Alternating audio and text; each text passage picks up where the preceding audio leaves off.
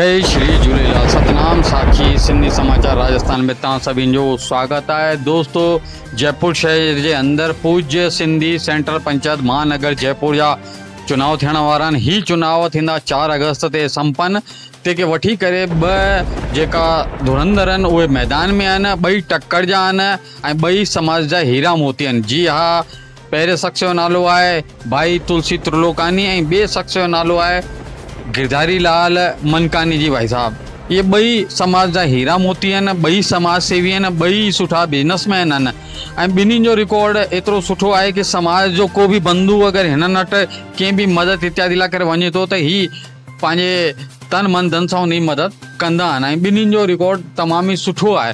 बहरहाल दोस्तों, कई मुखियुनि जो त इहो बि चवणु रहियो आहे कि आख़िर असां कंहिंखे वोट ॾियूं। हिकिड़ो हीरो आहे त हिकिड़ो मोती आहे।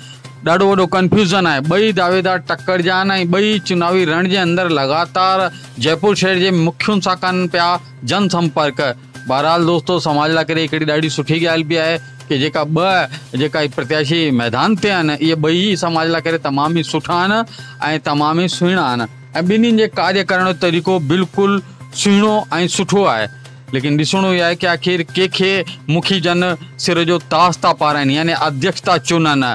ऐं बहरहाल दोस्तों, असांजे सिंधी समाचार राजस्थान सां हिकु छोटी सी अपील जयपुर शहर जे समस्त मुखियुनि खे इहा चईंदासीं कि हीउ तव्हांजो ख़ुदि जो मत आहे, इहो तव्हांजो ख़ुदि जो वोट आहे। कंहिंखे बि ॾियो, सोचे सम्झी करे ॾियो ऐं जेका नओं अध्यक्ष ठहे थो उन लाइ करे हिकिड़ी छोटी सी निवाणी विनती इहा ई चईंदासीं कि समय ते चुनाव कराए ऐं जेको लेखो जोखो आहे उहो साफ़ सुथरो रखनि ऐं बाक़ाइदा ऑडिट कयल रिपोर्ट सभिनी मुखियुनि जे समक्ष प्रस्तुत कनि।